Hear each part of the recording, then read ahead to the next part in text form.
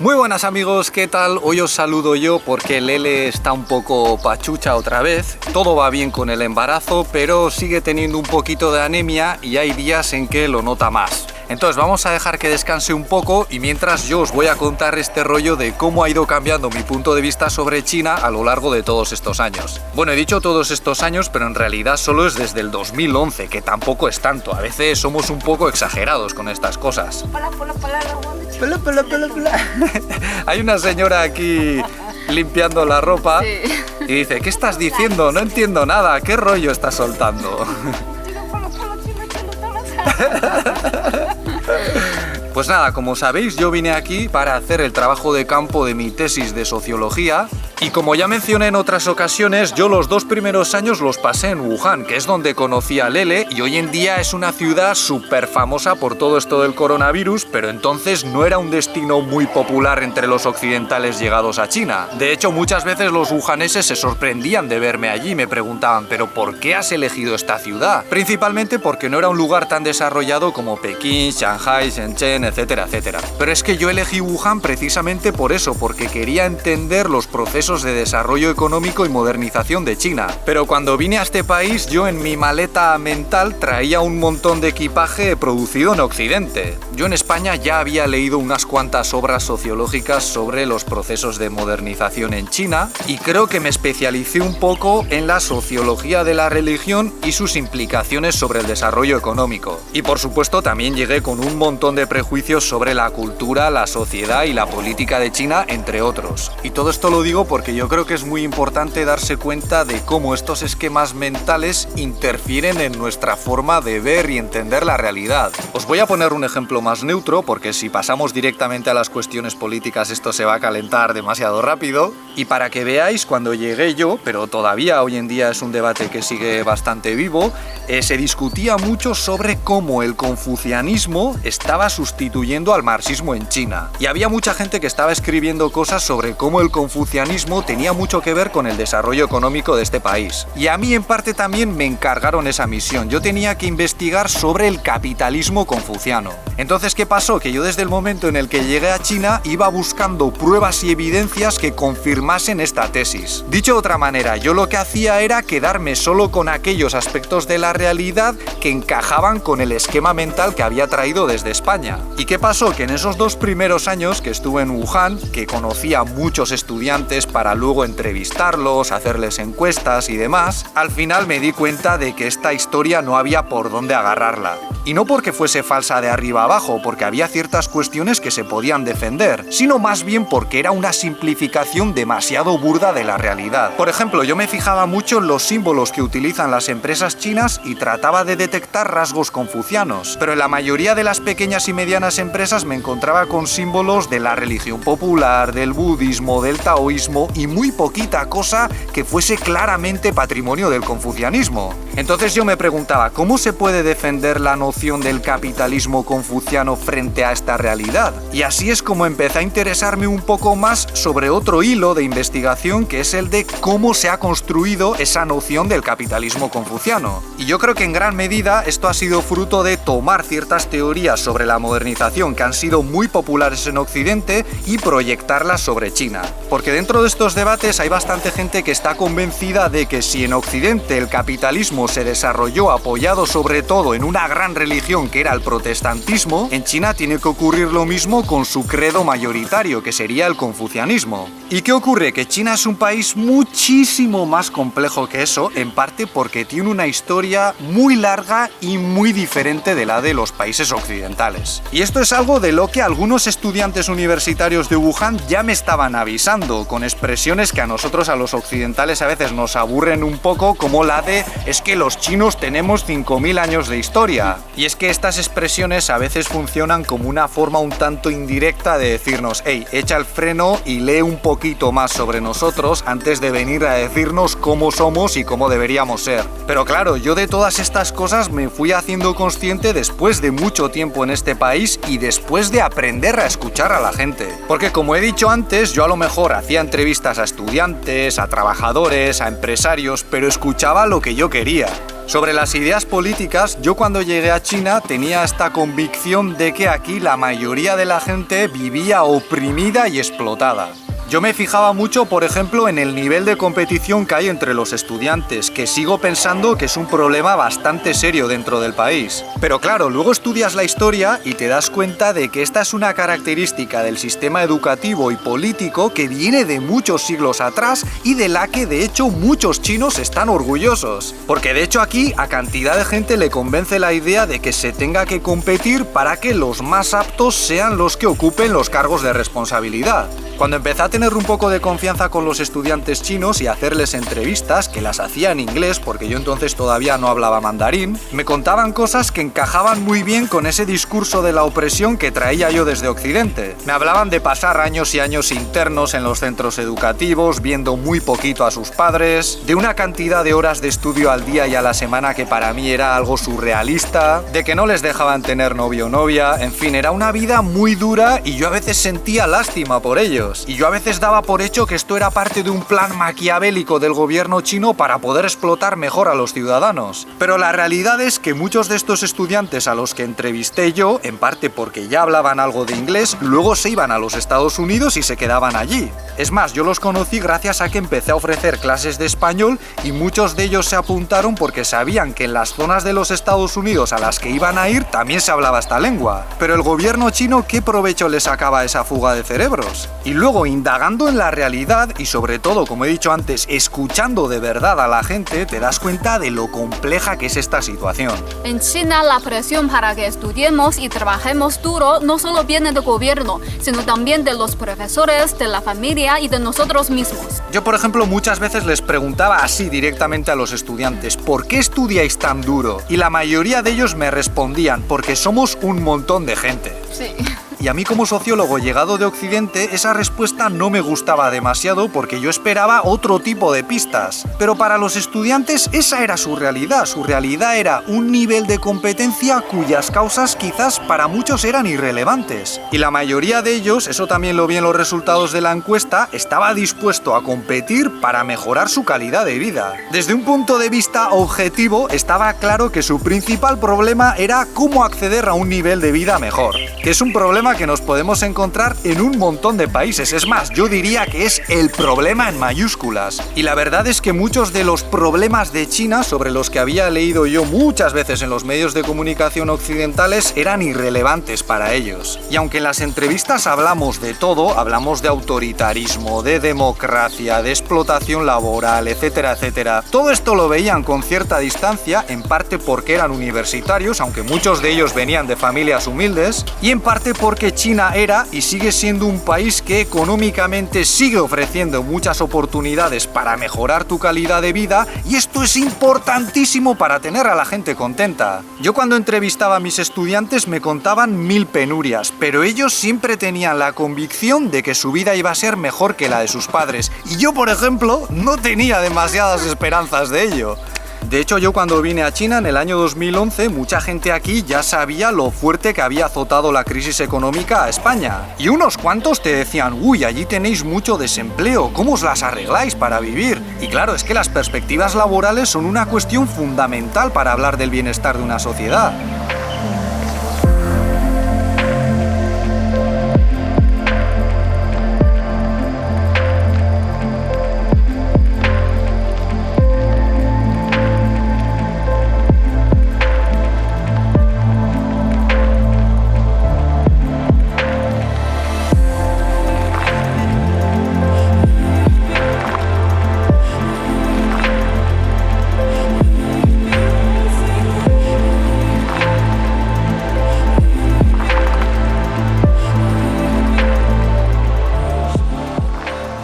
De todos modos, eso no quiere decir que yo convirtiese en mi realidad las cosas que me contaban los chinos. A mí me repateaba el nivel de corrupción tan escandaloso que podías ver en muchos sitios. Estoy hablando de antes de que llegasen las campañas anticorrupción, de las que hablaremos un poco más tarde. Pero la gente tampoco se quejaba tanto de ello y era un asunto del que se podía hablar abiertamente. Yo di mucho la lata con este tema durante aquellos 2 años en Wuhan, lo hablaba cantidad de veces con Lele, con mis estudiantes, en parte pregunté por qué en España estábamos viviendo directamente los resultados tan desastrosos de la corrupción. Y yo pude ver muy de cerca cómo se utilizaba el dinero público para cosas que no tenían justificación. Participé en unas cuantas comidas y cenas de lujo que decía, ¿pero esto qué es? Pero aquello eran minucias en comparación con aquel pedazo aulario de no sé cuántas plantas en la universidad que tuvo que ser derribado pocos años después porque estaba hecho un desastre.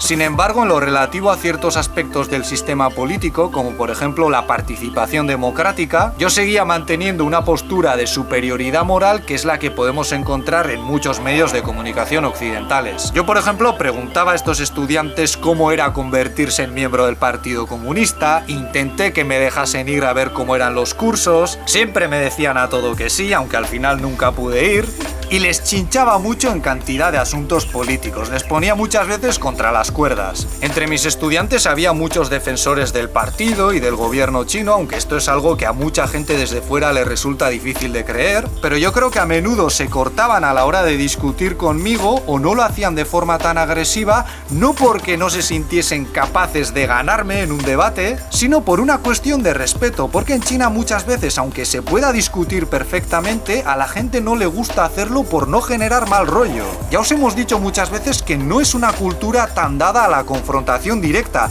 y esto también lo podemos encontrar en otros países vecinos con sistemas políticos muy diferentes. Y además yo era mayor que ellos y su profesor, con lo cual me debían respeto igual que se lo deben a sus padres, a sus superiores y a otras autoridades. ¿Que tú estás en contra del autoritarismo? Pues bien por ti, pero si quieres cambiarlo, no se puede hacer solo atacando al ámbito político. Aparte de ello, hay otra serie de ámbitos que están interconectados y de los que también nos tenemos que ocupar. Y todo esto obviamente depende de la voluntad de la mayoría. Si la mayoría no tiene demasiado interés en cambiarlo, pues ¿qué le vamos a hacer? Y si tú como occidental vas en ese plan combativo todo el rato, en muchas zonas de China vas a acabar hecho polvo. De hecho, eso es exactamente lo que me pasó a mí al final del segundo año, que además los pasé sin salir ningún momento de China. En verano de 2013, Javi estaba insoportable. Se quejaba de todo. La verdad es que estaba bastante cansada de él. Y cuando estábamos en España, muchas veces contaba cosas feas de China.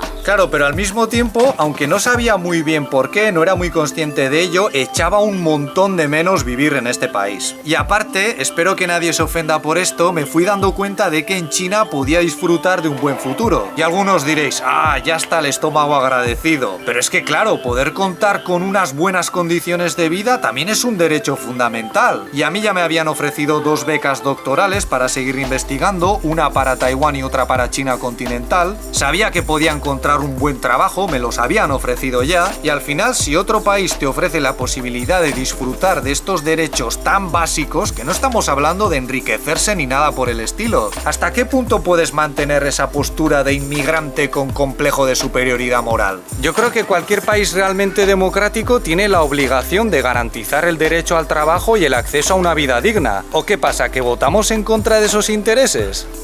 叔叔，你是外国人，是的，因为你的眼睛比较特别，特别，对，只有眼镜特别吗？别的东西没有吗？鼻子大。 Bueno, pues nosotros volvimos a China en septiembre de 2013 y fuimos a una provincia del noreste, a Jilin, que está muy lejos de Wuhan. Y cuando llegué me las tuve que ver con otro tipo de gente. Ya no eran estudiantes jovencitos que me respetaban, que me decían a todo que sí y que me contaban lo que yo quería escuchar, que es un riesgo al que nos enfrentamos en muchas investigaciones sociológicas, sino que pasé a tratar con estudiantes de doctorado y con profesores e investigadores, algunos de ellos respetados a nivel nacional. Yo al principio mantuve cierta actitud rebelde hacia ciertos hábitos relacionados con el autoritarismo. Por ejemplo, me llamaba mucho la atención la forma en que algunos estudiantes alababan prácticamente a sus profesores y les dedicaban un nivel de respeto que a mí me parecía un poco absurdo. Y entonces una vez, después de una comida que tuvimos, que bebimos un poquito, se lo dije. Les dije, ¿por qué estáis siempre por detrás de ellos diciéndoles que sí a todo, etcétera, etcétera? Y claro, para ellos eso no solo implicaba cuestionar una relación de poder, también implicaba empezaba a cuestionar una larga tradición de relaciones con las autoridades educativas. Ellos pensaban, pero si este profesor ha publicado cantidad de libros y artículos en medios destacados, ¿cómo no lo vamos a respetar? Y además yo obviaba las relaciones de competición, la competencia que había ahí, porque muchos estudiantes estaban dispuestos a ayudar a los profesores como fuese, con tal de que luego ellos les devolviesen el favor colaborando en una investigación o en la redacción de un artículo. Y luego, aunque a algunos os cueste creerlo, yo tuve muchas discusiones con un doctorando que era defensor a ultranza del Partido Comunista de China. Pero ¿qué pasa? Que este chico ya estaba a mi nivel y no tenía por qué complacer al investigador occidental. Entonces él, por ejemplo, se molestó un poco en investigar la historia política de España. Él me preguntaba, ¿y cómo fue la transición en España? A sabiendas de que fue un proceso llevado a cabo sobre todo de arriba a abajo. Y me preguntaba cosas bastante incómodas para cualquier español, como por ejemplo, ¿quién fue el heredero de Franco? ¿Qué función cumplió? ¿Cómo lo veis hoy en día? Y a veces también me preguntaba, ¿cuándo tuvisteis la primera constitución en España? En 1812. Jo, pues habéis tardado bastante en poneros las pilas, ¿eh? Y nosotros en China la tuvimos 100 años después, entonces ¿por qué tenéis tanta prisa con nosotros? Cuando yo me ponía muy digno con los sistemas políticos, ellos también solían sacar el tema del imperialismo, que a veces lo tenemos un poco aparcado en Occidente. Y me venían a decir que en Occidente a veces nos llenamos la boca con la democracia, pero luego muchas de esas democracias forman parte de un imperio que no duda en bombardear a ciertos países para controlar sus recursos. Y claro, mi país hace no mucho participó en una de esas invasiones. Entonces a mí con esta experiencia se me bajaron los humos totalmente. Y me di cuenta de lo mucho que les aburría y asqueaba a muchos chinos con ese rollo de la superioridad política y moral.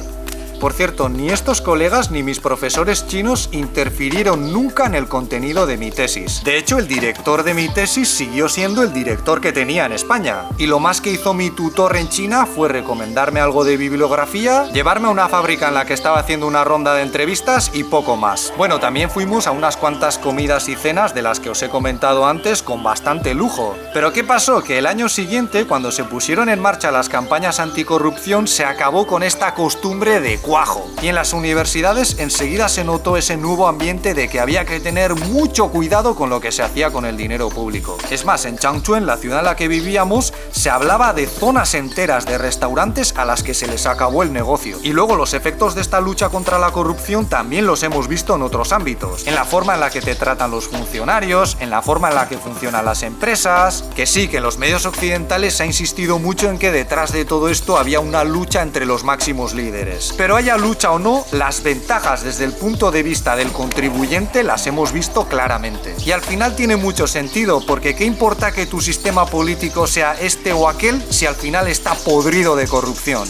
Al mismo tiempo, yo cuando llegué a China y por todo aquel rollo de que el confucianismo estaba sustituyendo al marxismo, tenía mucho miedo de que aquí también viésemos todos estos procesos de privatización que hemos visto en muchos países occidentales. Pero esto no ha sido así y además durante estos años hemos visto un esfuerzo muy grande para, por ejemplo, fortalecer la sanidad pública. Por otra parte, para mí significa mucho haber visto cómo han mejorado las condiciones de vida en la China en desarrollo, en el pueblo de Lele, por ejemplo. Porque la primera vez que fui yo allí aluciné un poco con la pobreza que había en algunas zonas. Y además esta es una parte de la realidad china que nosotros mostramos en muchos de nuestros vídeos. Fijaos cómo está ese tejado del fondo, por ejemplo. Entonces, cada año que iba yo de visita al pueblo de Lele, iba viendo las mejoras que había, por ejemplo, en las condiciones de trabajo, en la infraestructura, en los servicios, en la actitud de la gente también. Y estos cambios tan grandes los he podido ver en un periodo muy corto. En 2015 Lele y yo nos casamos, yo me doctoré, volvimos a España para pasar un año, no nos fue bien económicamente y luego tuve que volver aquí a trabajar como inmigrante, porque eso del expatriado es un término que a mí no me gusta nada personalmente. Esa vez vine como profesor de español, pasamos el primer año en Chengdu y también fue cuando comenzamos el canal. Pero además también estuve traduciendo algunas obras académicas del chino al español y aprendí cosas de las que no tenía ni idea. Porque esa es otra, en Occidente no nos estamos molestando en traducir y leer a muchos intelectuales chinos. Y este es un error muy grave desde el punto de vista de nuestros propios intereses. Porque si realmente nos vamos a empeñar en ver a China como un enemigo, al enemigo hay que conocerlo bien. Y lo que están haciendo muchos medios de masas con este país es justamente lo contrario. Y desde mi mi punto de vista, la prueba de ello ha venido con la crisis del coronavirus. Cuando llegó el virus, muchos en Occidente estaban convencidísimos de que esto eran cosas de países autoritarios y en vías de desarrollo. Muchos se frotaban las manos con la inminente caída del gobierno chino y al final esa esperanza se ha convertido en la peor de sus pesadillas. No nos engañemos, lo que nos está derrotando en Occidente es justo ese complejo de superioridad moral que tantos problemas me ha dado en este país. Yo sinceramente creo que este es uno de los pocos momentos de la historia en los que Occidente se está enfrentando a un enemigo del que sabe tan poco. Y en parte el problema está en que nos hemos acostumbrado a que nos sirvan todo tipo de noticias falsas y topicazos sobre China y que nos los comamos con patatas. Y con eso no os estamos diciendo que solo os podéis fiar de nuestro canal, para nada. De hecho, este formato tiene muchas limitaciones para poder aprender realmente de un país tan grande y tan complejo como este. Yo os recomiendo que acudáis a los libros, que son la mejor medicina para estos tiempos. Y cuanto más se lea sobre China, más libros se traducirán, más se discutirá sobre ello dentro y fuera de este país y más aprenderemos los unos de los otros. Eso es todo por nuestra parte. Si este vídeo os ha parecido interesante, podéis darle un me gusta, suscribiros